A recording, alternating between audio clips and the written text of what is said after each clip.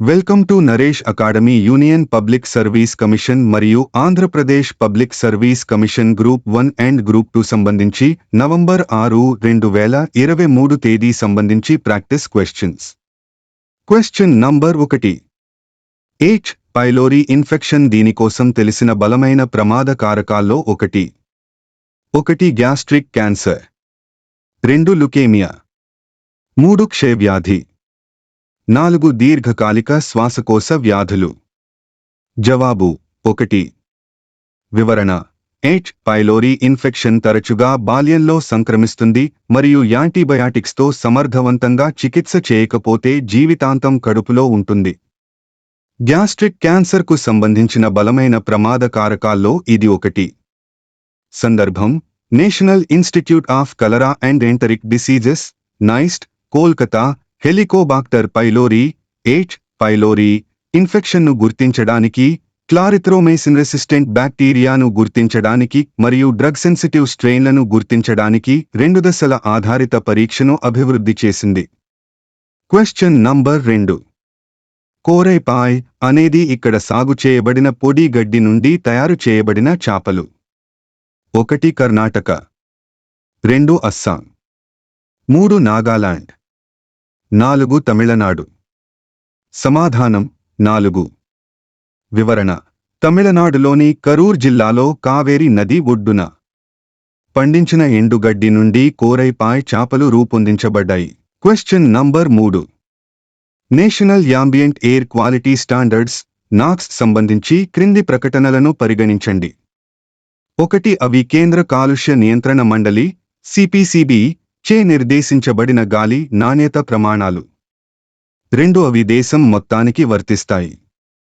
3. ప్రస్తుత ప్రమాణాలు 2009-12 కాలుష్య కారకాలను కలిగి ఉన్నాయి. వీటిలో ఎన్ని స్టేట్మెంట్లు తప్పుగా ఉన్నాయి? A. ఒకే ఒక్కటి, B. కేవలం 2, C. 3, D. ఏదీ లేదు. సమాధానం D. వివరణ: 3 ప్రకటనలు సరైనవి. సందర్భం: ఢిల్లీలోని గాలి నాణ్యత సంక్షోభం మరింత తీవ్రమైంది.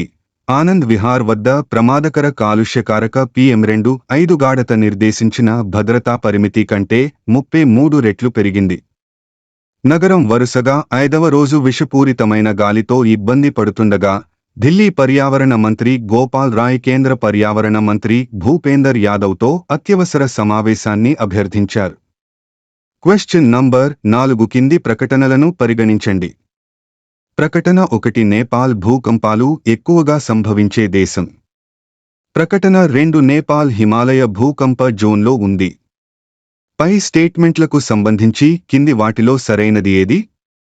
ఏ. స్టేట్మెంట్ 1 మరియు స్టేట్మెంట్ 2 రెండూ సరైనవి మరియు స్టేట్మెంట్ అనేది స్టేట్మెంట్ 1కి సరైన వివరణ. బి. స్టేట్మెంట్ 1 మరియు స్టేట్మెంట్ 2 రెండూ సరైనవి మరియు స్టేట్మెంట్ 2 స్టేట్మెంట్ 1కి సరైన వివరణ కాదు. సి. స్టేట్మెంట్ 1 సరైనది కానీ స్టేట్మెంట్ 2 తప్పు. డి. స్టేట్మెంట్ 1 తప్పు కానీ స్టేట్మెంట్ 2 సరైనది. జవాబు: వివరణ: నేపాల్ ప్రమాదకరమైన హిమాలయ భూకంప జోన్లో ఉన్నందున భూకంపాలు ఎక్కువగా సంభవించే దేశం. 1, 2. Question number 5. కింది ప్రకటనలను పరిగణించండి. 1. ఒలిగోపోలీ అనేది ఒక రకమైన మార్కెట్ నిర్మాణం, ఇక్కడ తక్కువ సంఖ్యలో సరఫరాదారులు మార్కెట్ను నియంత్రిస్తారు. 2. డ్యూపోలీస్ ఒక రకమైన ఒలిగోపోలీ. 3. గుత్తాధిపత్య మార్కెట్ అంటే ఒక విక్రేత మరియు పెద్ద సంఖ్యలో కొనుగోలుదారులు ఉన్న చోట. వీటిలో ఎన్ని స్టేట్మెంట్లు తప్పుగా ఉన్నాయి? A. ఒకే ఒక్కటి, B. కేవలం 2, C. 3, D. ఏదీ లేదు. సమాధానం C. వివరణ: 3 ప్రకటనలు సరైనవి. డ్యూపోలీ మార్కెట్ అంటే 2 విక్రేతలు మరియు పెద్ద సంఖ్యలో కొనుగోలుదారులు ఉంటారు. ఇది ఒక రకమైన ఒలిగోపోలీ, ఇక్కడ మార్కెట్లో 2 సంస్థలు మాత్రమే పనిచేస్తున్నాయి. సందర్భం: ఒలిగోపోలీస్ ద్వారా అరుదైన భూమి మూలకాల నియంత్రణ గ్రీన్ టెక్నాలజీల వైపు ప్రపంచ పరివర్తనకు గణనీయమైన అడ్డంకిని కలిగిస్తుంది. Question number 6.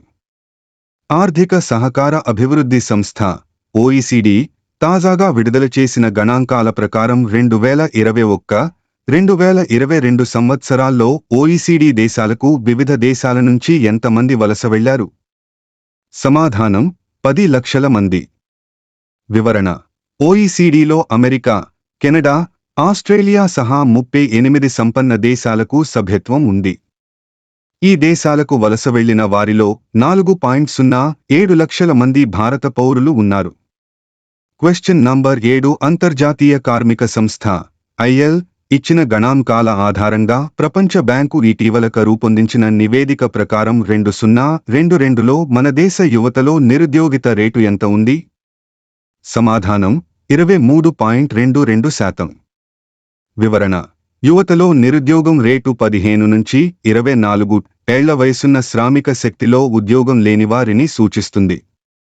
నివేదిక ప్రకారం నిరుద్యోగిత రేటు పాకిస్తాన్లో 11.3%, బంగ్లాదేశ్లో 12.9%, భూటాన్లో 14.4%, చైనాలో 13.2%, సింగపూర్ 6.1%, మలేసియాలో 11.7%, ఇండోనేషియాలో 13%గా ఉంది. Question number 8. 2023 సెప్టెంబరులో ప్రపంచ బ్యాంకు విడుదల చేసిన నివేదిక ప్రకారం ప్రపంచంలో పేదల సంఖ్య వరుసగా ఎంతగా ఉంది? సమాధానం 70 కోట్లు, 186.5 కోట్లు. వివరణ: రోజుకు $2.15 కంటే తక్కువ ఆర్జించే వారిని నిరుపేదలుగా, రోజుకు $3.65 కంటే తక్కువ ఆర్జించే వారిని పేదలుగా పరిగణిస్తారు.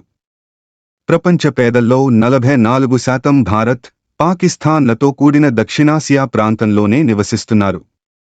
38% ఆఫ్రికాలో సహారా ఎడారి దిగువనున్న దేశాల్లో జీవిస్తున్నారు. Question number 9. Indira Gandhi, Margaret Thatcher కన్నా ఎక్కువసార్లు ఎన్నికల్లో గెలిచిన ఎవరు ప్రపంచంలో సుదీర్ఘకాలం అధికారంలో ఉన్న మహిళా దేశాధినేత అని టైమ్ పత్రిక పేర్కొంది? జవాబు: బంగ్లా ప్రధాని షేక్ హసీనా. వివరణ: న్యూయార్కు చెందిన ఈ పత్రిక నవంబరు 20 సంచిక ముఖచిత్రాన్ని షేక్ హసీనా అలంకరించారు. 76 వయసుగల హసీనా 17 కోట్ల జనాభా గల బంగ్లాను జనము ఉత్పత్తిదారు స్థాయి నుంచి గత దశాబ్దంలో ఆసియా పసిఫిక్లో అత్యంత శీఘ్ర ప్రగతిని సాధిస్తున్న దేశంగా తీర్చిదిద్దారని టైమ్ ముఖచిత్ర కథనం ప్రశంసించింది.